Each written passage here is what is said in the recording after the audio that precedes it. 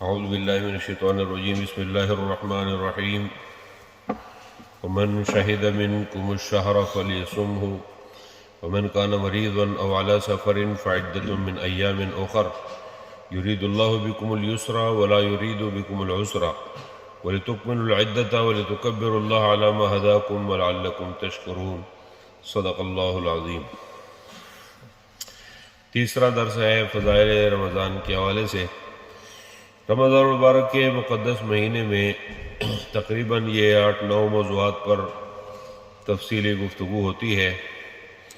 ماہ رمضان کا روزہ رکھنا، رمضان کی سحری کھانا، رمضان کا افطار کرنا، نماز پنجگانہ کی پابندی کرنا، نماز تراویح، تہجد اور نوافل کا اہتمام کرنا، رمضان میں قرآن کریم کی تلاوت، ذکر و اذکار، تسبیحات اور استغفار کا اہتمام کرنا، آخری عشرے میں اعتکاف کرنا، صدقۃ الفطر کی ادائیگی کرنا، اور اگر روزہ قضا ہو جائے، ٹوٹ جائے یا توڑ دیا جائے تو اس کے بارے میں شرعی احکامات کیا ہیں۔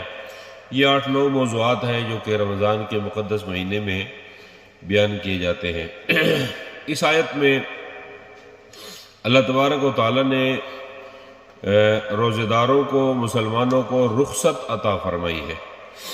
چونکہ اسلام قیامت تک باقی رہنے والا ایک مذہب ہے، اس کو ابدی ضابط حیات بنانے کے لیے اللہ تعالیٰ نے بہت سارے امتیازات سے، خصوصیات سے نوازا ہے۔ اس میں 2 صفات بہت ممتاز ہیں۔ ایک تو یہ ہے کہ اسلام کی جو شریعت ہے یہ انتہائی جامع اور مانع شریعت ہے، یعنی اس کے جو احکامات ہیں وہ مسلمانوں کو پیدائش سے لے کر موت تک، دنیا کی ابتدا سے لے کر انتہا تک، قیامت تک کے لیے ایک رہنمائی اللہ تعالیٰ نے اسلامی شریعت میں مسلمانوں کو عطا فرمائی ہے۔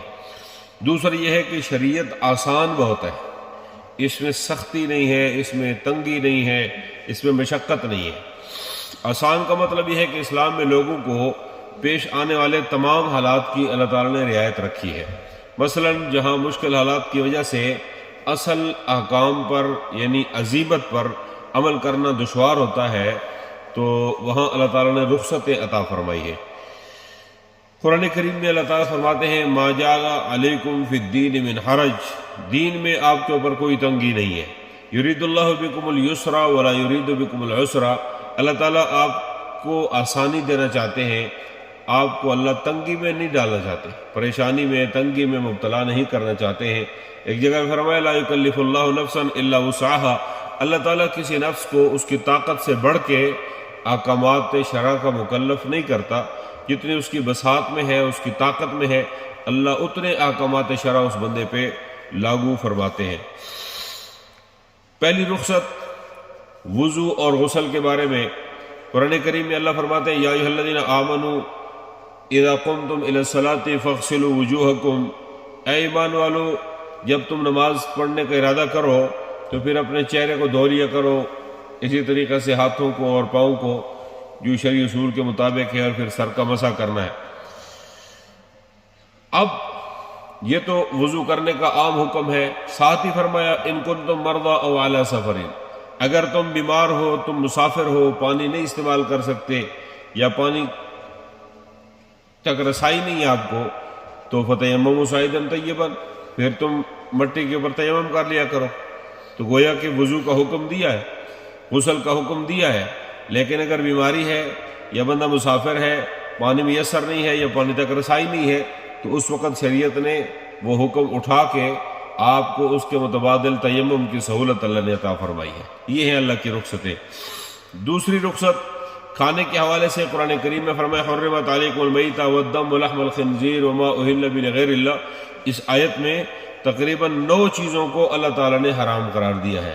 المنخنقہ، الموقوذہ، المتردیہ، النطیحہ، ما اکل السبع، تقریباً 9 چیزوں کو اللہ تعالیٰ نے اس آیت میں حرام قرار دیا ہے، لیکن فرمایا فمن اضطر فی مخمصۃ غیر متجانف لإثم فإن اللہ غفور رحیم، خدا نخواستہ اگر کوئی شخص مردار کھانے تک مجبور ہو جائے، ایسی مجبوری کی نوبت کو پہنچ جائے کہ اسے مردار کے سوا کچھ بھی نہیں ملتا، وہ کھانا پڑتا ہے، تو شریعت نے اسے جان بچانے کے لیے اس کی بھی رخصت اور اجازت عطا فرمائی ہے۔ تو شریعت کے احکامات آسان ہیں، اسلام جو ہے وہ آسان ہے، مشکل نہیں ہے۔ حدیث میں آتا ہے نماز کے بارے میں، یہ تیسری رخصت ہے، نماز کے بارے میں فرمایا صلی قائما، آپ کھڑے ہو کے نماز پڑھو، فإن لم يستطع فقاعدا، اگر کھڑے ہو کے نہیں پڑھ سکتے تو بیٹھ کے پڑھو، وإن لم يستطع فعلى جنب، اگر آپ بیٹھ کر بھی نہیں پڑھ سکتے تو پہلو کے اوپر لیٹ کے پڑھو، اشارے سے پڑھو، یعنی پڑھنا ہے آپ نے جس مشکل میں بھی آپ ہیں، آپ کے لیے اللہ نے اس میں سہولت اور رخصت عطا فرمائی ہوئی۔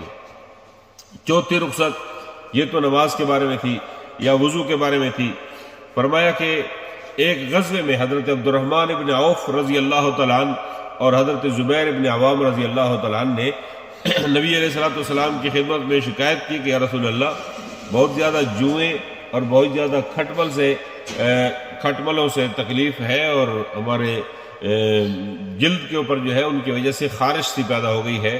تو نبی کریم نے فرمایا صلی اللہ علیہ وسلم کہ ریشمی کے کپڑا لے لو، ریشمی، اور وہ قمیض کی جگہ پہ اس کو پہن لیا کرو۔ اب آپ کو پتہ ہے کہ ریشمی لباس مردوں کے لیے پہننا حرام ہے، ٹھیک ہے، لیکن ایسے مریض کے لیے جس کو خارش کی تکلیف ہے اور بدن کے اوپر باقی کوئی سوتی کپڑا وہ برداشت نہیں کرتا، تو اس کو ڈاکٹر بھی، حکیم بھی ریشمی کپڑا بتاتے ہیں کہ ریشمی کپڑا جو ہے اس کے اوپر ڈال دیا جائے تاکہ آپ کی جلد جو ہے مزید خراب ہونے سے بھی بچے گی اور اس کو تکلیف نہیں ہوگی، افاقہ ہوگا۔ تو نبی کریم صلی اللہ علیہ وسلم نے حضرت زبیر ابن عوام کو اور عبد الرحمن ابن عوف رضی اللہ تعالیٰ عنہ کو اس بیماری اور مشکل کی وجہ سے ایک حرام چیز ہے ریشم، مگر اس کے پہننے کی رخصت عطا فرمائی ہے۔ تو شریعت آسان ہے جی، آپ کو ہر مشکل میں آپ کو اللہ تبارک و تعالیٰ ایک راستہ بتاتے ہیں۔ حضرت عبداللہ ابن عمر فرماتے ہیں کہ نبی کریم صلی اللہ علیہ وسلم نے ارشاد فرمایا ان اللہ تعالیٰ یحب ان یطاع میاسرہ کما یحب ان یطاع فی عزائمہ، جس طرح عزیمت پر عمل کرنے سے اللہ تعالیٰ خوش ہوتے ہیں، اسی طرح رخصت پر عمل کرنے والوں کو بھی اللہ تعالیٰ پسند فرماتے ہیں۔ حضرت عائشہ صدیقہ فرماتی ہیں رضی اللہ تعالیٰ عنہا کہ آپ صلی اللہ علیہ وسلم نے کسی حکم میں رخصت کی تعلیم دی مسلمانوں کو، مگر لوگ اس رخصت پر عمل کرنے میں ہچکچاتے تھے، تھوڑی سی ان کو جو ہے دل میں تھوڑا سا محسوس ہوتا تھا۔ نبی کریم صلی اللہ علیہ وسلم کو پتہ چلا تو آپ سخت ناراض ہوئے اور فرمائے ما بال اقوام یرغبون عما رخص لی فیہ فواللہ لانا اعلمہم باللہ واشدہم لہ خشیۃ، ایسی قوم کا کیا حال ہوگا جو میری دی ہوئی رخصت کو پسند نہیں کرتے ہیں، حالانکہ میں ان سے زیادہ شریعت کو جانتا بھی ہوں اور میرے دل میں ان سے زیادہ اللہ کا ڈر اور خوف بھی موجود ہے، اس کے باوجود میں نے خود رخصت کا حکم دیا ہے، مگر لوگوں کو دیکھو کہ لوگ اس رخصت پر عمل نہیں کرتے ہیں اور رخصت کے اوپر عمل کرنے میں ہچکچاتے ہیں جی، جیسا کہ آج کل حالت سفر میں بعض دفعہ کچھ لوگوں کے دل میں ہوتا ہے کہ یار کس طرح روزہ چھوڑا جائے جبکہ میں ٹھیک ٹھاک ہوں، گاڑی ہے، اس میں اے سی لگا ہوا ہے، یہ ہے وہ ہے۔ بھئی جب شریعت نے رخصت دی ہے تو آپ یہ چیزیں مت بیان کریں، مشقت ہے یا سہولت ہے، اس کو شریعت نے نہیں کہا، ٹھیک ہے۔ رخصت نمبر 5 حج کے بارے میں، حج کی فرضیت کا جب اللہ نے حکم دیا تو ہر شخص پہ اللہ نے حج کو فرض نہیں کیا ہے، فرمایا وَلِلَّهِ عَلَى النَّاسِ حِجُّ الْبَيْتِ مَنِ اسْتَطَاعَ إِلَيْهِ سَبِيلًا، جو وہاں تک پہنچنے کی طاقت رکھتا ہے، استطاعت رکھتا ہے، پیچھے اہل خانہ کے لیے، وہاں پر اپنے سفر کے لیے، وہاں رہنے کے لیے اس کے پاس مالی اور جسمانی دونوں قسم کی طاقتیں موجود ہیں، تو ایسے استطاعت رکھنے والے بندے کے اوپر حج کو فرض کیا گیا ہے۔ اور دوسری جگہ پہ فرمائے اتم الحج والعمرۃ للہ، حج اور عمرہ اللہ کے رضا کے لیے پورا کرو۔ آگے فرماتے ہیں حجاج کرام کے لیے رخصتیں ہی رخصتیں، فما استيسر من الهدي فمن كان منكم مريضا او به اذى من راسه ففدية من صيام او صدقة او نسك فمن لم يجد فصيام 3 ايام في الحج و7 اذا رجعتم، یہ ساری رخصتیں ہیں جو حج کے موقع پر، مثلا بال کٹانے کے حوالے سے اگر بندے کو مسئلہ ہے، اس کی سر میں کوئی تکلیف ہے جی، وہ نہیں کٹا سکتا ہے، تو شریعت نے اس کے لیے رخصتیں عطا فرمائی ہیں۔ چھٹی رخصت جہاد کے بارے میں ہے، اسلام کی سربلندی کے لیے مسلمانوں کو جہاد کا حکم دیا گیا ہے، اس کی باقاعدہ ترغیب دی گئی ہے، اور نبی کریم صلی اللہ علیہ وسلم نے خود جو ہے وہ بار بار جنگوں میں، جہادوں میں شریک ہو کر کے اپنے لیے شہادت کی موت آپ نے مانگی۔ اس کے فضائل بیان فرمائے لیکن ساتھ رخصت بھی ہے. لیس علی الاعمى حرج ولا علی الاعرج حرج ولا علی المریض حرج. بیمار آدمی کے اوپر، لنگڑے کے اوپر، نابینا آدمی کے اوپر، اسی طرح بوڑھے ضعیف کمزور آدمی کے اوپر جی کوئی حرج نہیں ہے کہ اگر وہ جنگ کے میدان میں شریک نہیں ہوتے ہیں تو جہاں شریعت نے حکم دیا وہاں اللہ نے رخصتیں بھی عطا فرمائی. اسی طرح یہ رمضان کے مقدس مہینے میں اللہ نے روزوں کا حکم دیا ہے. ساتھ فرمایا فمن کان منکم مریضا او علی سفر فعدۃ من ایام اخر. روزے کا اجر اور ثواب تو بہت زیادہ ہے. حدیث قدسی ہے، نبی کریم فرماتے ہیں، اللہ تعالیٰ فرماتے ہیں الصوم لی وانا اجزی بہ. روزہ خاص میرے لیے ہے اور اس کا بدلہ بھی میں خود ہی عطا کروں گا، میں کسی فرشتے کو نہیں کہوں گا. روزہ خاص میرے رضا کے لیے ہوتا ہے، اس کا بدلہ میں کسی اور کو نہیں کہوں گا، میں خود اس کا اور ایک حدیث میں آتا ہے وفی روایت انا اجزا بہ، میں خود اس کا بدلہ بن جاؤں گا. ان روزے کا بدلہ اور کوئی میری جنت میں بھی نہیں ہے، میں خود روزے کا بدلہ بن جاؤں گا. ٹھیک ہے، تو جس نے روزہ رکھا اس نے گویا کہ اپنے اللہ کو پا لیا. من کان للہ کان اللہ لہ، جو اللہ کا ہو گیا اللہ اس کا ہو جاتا ہے. تو آپ روزہ رکھ کے اللہ کے ہو گئے، اللہ فرماتے ہیں میں بھی آپ کا ہو گیا. تو بتائیں کہ جس کو اللہ مل جائے اسے دنیا میں پھر اور کیا چاہیے ہوتا ہے. حدیث مبارکہ میں آتا ہے کہ روزہ دار آدمی کو جنت میں اللہ تعالیٰ نے روزہ دار کے لیے ایک دروازہ رکھا ہے، اس کا نام ہے باب الریان. باب الریان، ریان کا معنی ہوتا ہے بھرپور سیرابی. جی بھرپور سیرابی پنجابی میں کہتے ہیں رج رج کے دینا. رج رج کے، ایسا دروازہ جو اللہ تبارک و تعالیٰ نے صرف روزے داروں کے لیے رکھا ہے. ان کو اللہ نے رج رج کے پلانا ہے. جی سب سے زیادہ جو مشقت روزے دار کو ہوتی ہے، بھوک سے بھی کوئی نہیں مرتا، پیاس کی بہت زیادہ ہوتی ہے کہ صبح سے لے کے شام تک ہم نے پانی نہیں پیا. جی تو زیادہ تر پیاس بجھاتے ہیں، اس لیے گرمی کے موسم میں بہت زیادہ جو ہے وہ روزہ کے شربت ساتھ بھر کے رکھتے ہیں. تو زیادہ پیاس بجھاتی ہے، بندے کو تنگ کرتی ہے. تو اس وجہ سے اللہ تبارک و تعالیٰ نے بھی باب الریان ان کے لیے رکھا ہے. فرمایا ان کو میں خوب سیر کروں گا.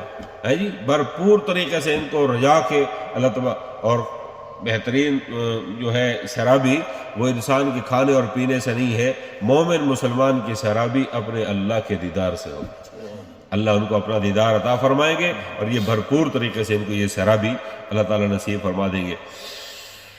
لیکن اس کے باوجود اگر بندہ بیمار ہو جائے، مسافر ہے، روزہ رکھنا دونوں حالتوں میں مشکل ہے، تو کوئی بات نہیں. آگے 11 مہینے اللہ تعالیٰ رکھے ہیں.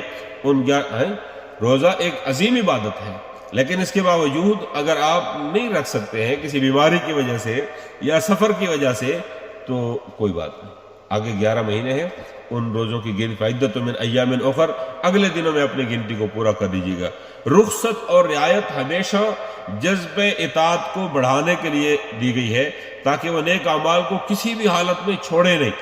رخصت کے زمانے میں بھی عزیمت کو پانے کی آرزو دل میں رہے کہ یا اللہ آج تو بیمار ہوں، روزہ نہیں رکھ سکا، آج تو سفر میں ہوں، روزہ نہیں رکھ سکا ہوں، لیکن جب صحت مند ہو جاؤں گا یا حضر میں ہو جاؤں گا تو یا اللہ میں ساری کمیاں پوریاں کر سکتا. اس طرح تمنا کے ساتھ ہو. یہ نہیں ہے کہ میں رخصت ہے تو بس ٹھیک ہے. جی ہلکی سی تھوڑی سی تکلیف کسی کو ہو جائے، سر میں درد ہے، پیٹ میں درد ہے، آنکھ میں درد ہے، کہتے ہیں روزہ نہیں رکھے. جی آنکھ ہی بڑا درد ہے، آنکھ تو درد روزے میں کیا تعلق ہے. جی آنکھ ہی بڑا درد ہے.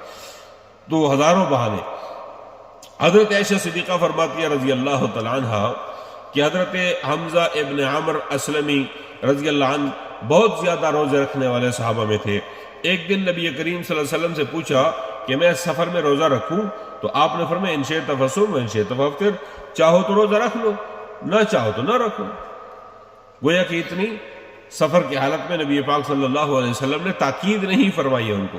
حضرت ابو سعید خدری رضی اللہ عنہ فرماتے ہیں کہ ہم ایک غزوے میں آپ صلی اللہ علیہ وسلم کے ساتھ تھے، 16واں روزہ تھا.